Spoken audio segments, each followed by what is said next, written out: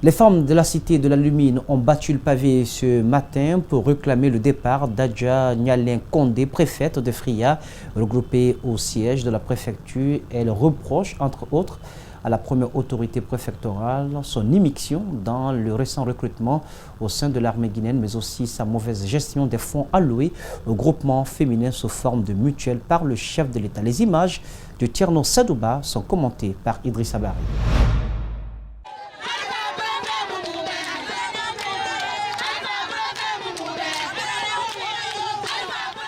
Des foulards rouges attachés à la tête et munis de pancartes, les femmes de Fria se sont très tôt rendues à la préfecture pour montrer leur désapprobation dans la gestion de Nyalin Kondé des fonds destinés au groupement féminin de Sombori.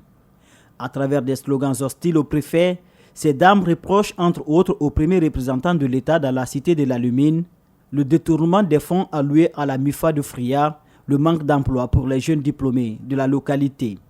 Nous sommes au chômage. On est diplômés, nos maris sont au chômage, nos frères sont au chômage. Et si la société demande d'envoyer des travailleurs, des enfants de Fria, le préfet va ailleurs pour envoyer les travailleurs. Pourquoi elle ne prend pas les travailleurs de Fria, les enfants de Fria pour les mettre à l'usine?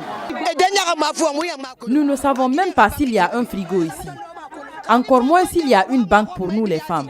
Si Alpha Condé veut gagner à Fria, alors il faut renvoyer Nyalé. Le frigo qu'on a envoyé pour les femmes, elle a bradé ça. La MIFA qu'on a mise en place pour les femmes qu'elle gérait, je vous assure, aucune femme de Fria n'a bénéficié de ce fonds. Ces manifestantes accusent aussi Madame le préfet de Sombori d'être la cause de la division des femmes de Fria. Elles réclament alors le départ de Nyalin Kondé. Le mal qui se passe à Fria, elle est à la base, elle a divisé Fria. Elle a fait de diviser Fria, nous sommes fatigués. Nous sommes ici pour défendre nos droits. Trop, c'est trop. Depuis l'arrivée du préfet, elle a divisé les femmes. Nous ne sommes plus du même avis. Très déterminées, les femmes de Fria disent ne pas libérer les lieux jusqu'à la satisfaction de leur réclamation, qui est le départ de Madame le préfet de la ville de Fria.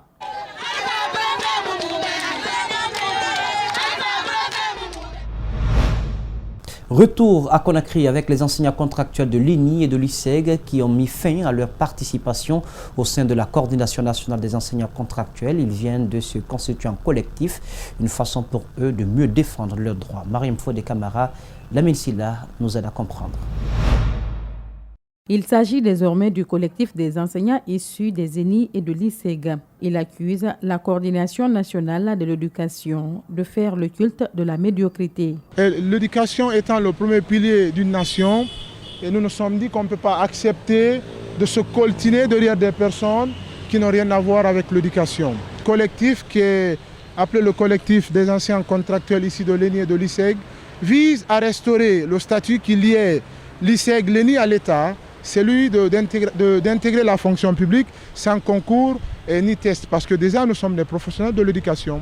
Le secrétaire général du syndicat national de l'éducation accuse le DRH du ministère de l'Éducation nationale et de l'alphabétisation d'être à l'origine de cette situation. Pour lui, c'est la publication de la liste des enseignants contractuels par le MENA qui privilégierait ceux qui sont titulaires des diplômes des ENI et de l'ISEG qui auraient mis le feu aux poudres. C'est le chargé des ressources humaines, Dr Ghané, qui est à la barre de tout cela, parce que c'est celui qui a publié cette liste. Donc ça montre la suffisance qui n'est pas de bonne volonté. Donc chacun travaille à un rôle de businessman de crise pour pouvoir créer une certaine instabilité et pouvoir bénéficier d'un décret du président de la République pour être ministre. Le secrétaire général du collectif des enseignants contractuels balaie du revers de la main ces accusations. Et nous ne pouvons pas aussi accepter qu'on qualifie surtout les travaux réalisés par ISEG et par le ministère de l'enseignement technique comme des travaux fantaisistes, en disant que la liste qui a été publiée est une liste dans laquelle ils ont imbibé les noms des personnes qui étaient les leurs. En ce moment, nous avons des statistiques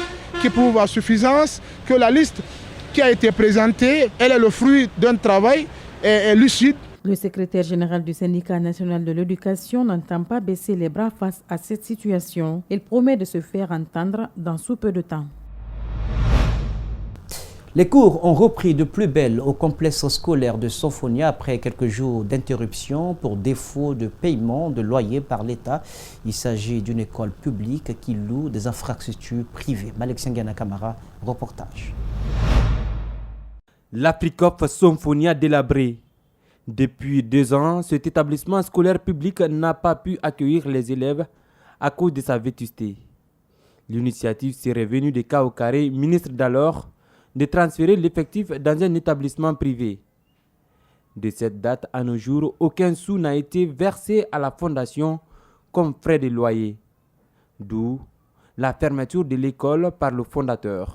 Pendant le mois de mai, nous on a adressé une lettre. On a adressé la lettre au lycée, à la direction du lycée Collège Symphonia pour dire nous les attendons jusqu'au 6 mai. S'il n'y a rien, nous on va fermer notre école à partir du 6 mai. Donc, par suite de ça, le 6 mai est arrivé parce qu'on a adressé la lettre après 13 jours. Il n'y a pas eu de suite, rien, ils ne nous ont pas répondu, rien. Donc, à partir d'ici maintenant, nous on a fermé notre école. Cette fermeture n'est pas restée sans conséquences sur le calendrier scolaire des élèves, surtout pour ceux des classes d'examen. Pour les rétablir dans leurs droits, ils ont spontanément manifesté avant d'être dispersés par la police. On a traversé des situations difficiles parce que nous faisons une salle d'examen. Donc on a jugé nécessaire vraiment de demander à l'État vraiment de nous soutenir dans cette situation parce que la fermeture de l'école a causé ici des problèmes au sein de notre école. Nous sommes sortis sur la route pour pouvoir revendiquer, mais vu la situation, les policiers ont intervenu. Le proviseur de l'école rassure que des solutions ont été trouvées par le ministère de l'Éducation. Pour sa part, le représentant du fondateur attend avec impatience la date proposée pour régler la facture. Le département qui me gère a eu à rencontrer la fondation. Ils ont trouvé un terrain d'entente. Donc en réalité, on m'avait dit de dire aux enfants de rentrer jusqu'au mercredi, ce délai fut respecté et on a pris des dispositions pour rattraper le temps perdu. On a fixé une période. La période c'était quoi? C'était du 6 mai jusqu'au 25 mai. Jusqu'au 25 mai, ils allaient régler. Si rien n'est réglé, ils nous disent de vraiment faire ce que nous voulons. Abdurrahman Silla précise que le contrat entre la fondation de l'école et l'État est le paiement d'1,7 milliard de francs guinéens par an. Un engagement verbal, dit-il, que l'État peine à réaliser. Les membres du cabinet Excel ont organisé un atelier de formation à l'intention des étudiants de l'université de Symphonia. L'objectif de cette formation visait à mieux outiller les étudiants sur les techniques de recherche de l'emploi et sur la prise de parole en public. Reportage signé Bintou Traoré, Djibril Kabakamara. Pendant 3 jours, ces étudiants ont suivi une formation à travers des séries questions-réponses sur l'art oratoire et sur les techniques de recherche du premier emploi. Cet atelier de formation premier du genre du cabinet Excel a pour thème l'excellence est en toi. C'est pour motiver les étudiants à s'exprimer librement en public sans crainte et pour avoir des notions en matière de rédaction des dossiers en vue d'obtenir un emploi que cette formation a été organisée. C'est une offre sociale du cabinet Excel d'apporter ce que nous pouvons à la construction de la jeunesse guinéenne. Et ça passe forcément par l'éducation de ces futurs cadres. Donc ça explique valablement que l'on ait pu apporter des modules de développement personnel à nos frères, à nos sœurs qui sont étudiants et étudiantes à l'université de Symphonia. Mais ce n'est qu'un départ. Pour ces participantes, cette formation s'est très bien déroulée et représente pour elles une opportunité pour rehausser leur niveau. Quand je prenais la parole, je savais que je faisais des erreurs et puis que j'avais le trac, que je tremblais, je n'osais pas le public. Mais à partir de maintenant, je crois que je serai à la hauteur de l'attente de mon public. On a fait la formation sur 3 thèmes. Les 15 principes de la réussite, l'art oratoire qui a été dispensé ici par Zakaya et en même temps la technique de recherche d'emploi qui a été dispensée par Mandela.